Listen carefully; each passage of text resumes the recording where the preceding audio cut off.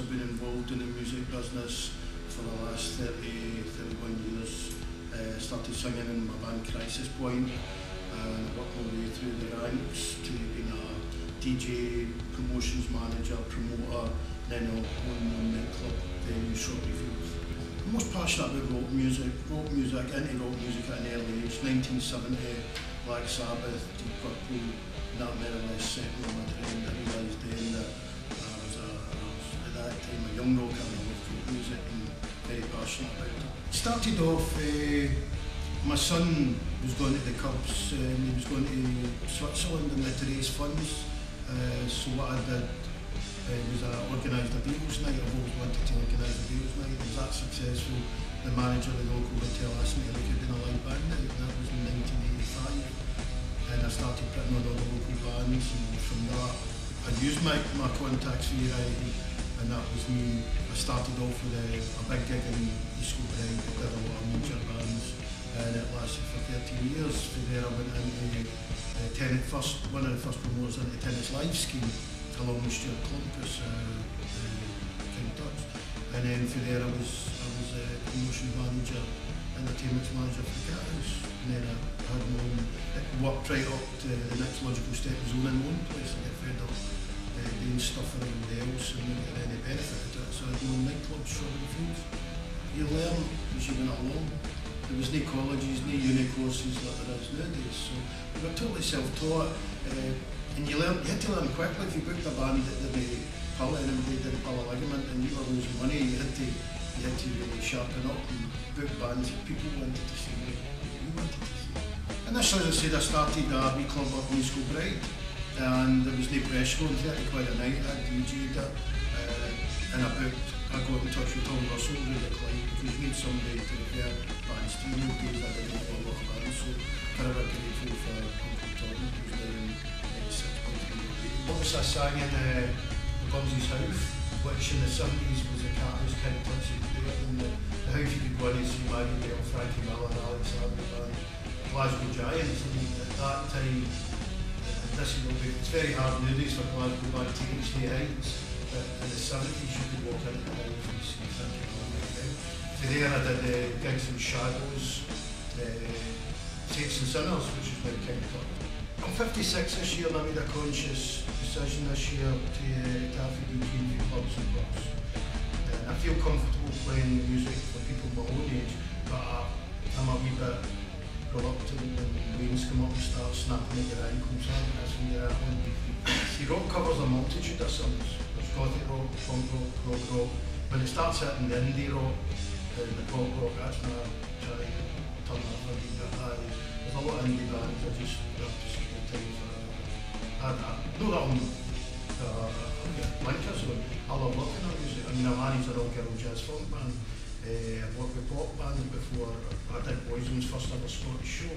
They were with Tim at the Badlands, 2,500 people with some 30 tickets, so I put them on the garage. So hopefully they get that one. And they mined for the 5 songs. So to me that's fabricated. There's nothing like plug in, turn a run up to 11 and let's get into it. If you wanted to start a music business, I would give anybody any advice. I'm setting up a music advisory service and helpline whereby I'll sit with guys one-on-one. How do we get into being a secretary? How do I get my demo? And that's no problem. I'll sit down and advise anybody. When I decided to take the big step and remortgage my house to buy Strawberry Fields or buy Ivory Blacks, turn into Strawberry Fields, I know my own scene, I know Glasgow scene. So I did a sort of 2-month tour. I went into Aberdeen, up to Aberdeen, Edinburgh, London, Manchester, Birmingham, compared to Glasgow. Many of those got Glasgow for venues, for variety of pubs and clubs, is second to none. Anywhere. And I defy anybody in any city, in any world, to say that they're better than Glasgow. Because we even had a Star Wars pub at one time, up at that bit, Charing Cross. Glasgow's great, pubs and venues. You can go into a venue, you can come into Glasgow 7 nights a week and see a band. When I had Strawberry Fields, you never opened Monday, Tuesday, Wednesday, Thursday, you only opened Friday, Saturday, Sunday. King Tut's is the exception, 7 nights. But see if you're a punter, Glasgow's great. What are your top 3 Glasgow music venues and past and present, past up. Anytime. Nepal. Nepal went, I wept. I 85 gigs in there. Uriah Heep played from 1973 up to 85. Weller played the next night and shut it down. He got bought. Hey ho, a day to go. They were just but he underestimated what the Apollo meant to people. The Apollo was just a venue. It was growing up. We were in there with stories and the scene and the Black Sabbath, Deep Purple, Uriah Heep, Big Country, took the Wednesday to see the Women, Shaky Stevens, took my daughter to see Bucks Fans, took my son, he was into Iron Maiden, Judas Priest, 85 gig. I mean, it went, I did honestly, people tell you, a party died when that all went. The old Cat House, obviously special memories. That was a great venue. No disrespect to this place, but just will never. I think that was my problem in the Cat House. Once you've done the first 6 months, you work with Pearl Jam, Dream Theatre, the Buzzcocks, Average White Band. What can you do after that? You know, and it reached the heady heights. I've got to give King Tut's a mention, which probably sticks in a lot of people's throats, but King Tut's is more than a venue, it's an institution. And it's given a lot back to the bands because they have their demo nights, they've got their own record label, and they've got an advice service whereby they sit with professional people, the kids can, you know, I always advocated in here, we had our own record label in the Cat House, and we shoved out a Calvin McLean CD, 12 unsigned bands from Scotland. But it was never developed. I left the first time that was never developed. But I think what King Tut's is doing for unsigned bands and musicians is great. Every decade has a venue that you remember going to, you remember going to, and for me, I grew up in the 70s, and that was London City. I've only managed 5 bands in 30 years of music. For me to manage a band, they've got to wait to hear in the back of my neck, stand up and I've got to down to it. It's a lot of great bands, the Haze, sorry I'm supporting the Curl, Logan are doing the melodic rock thing. Every band's different and as much their interpretation of rock is different.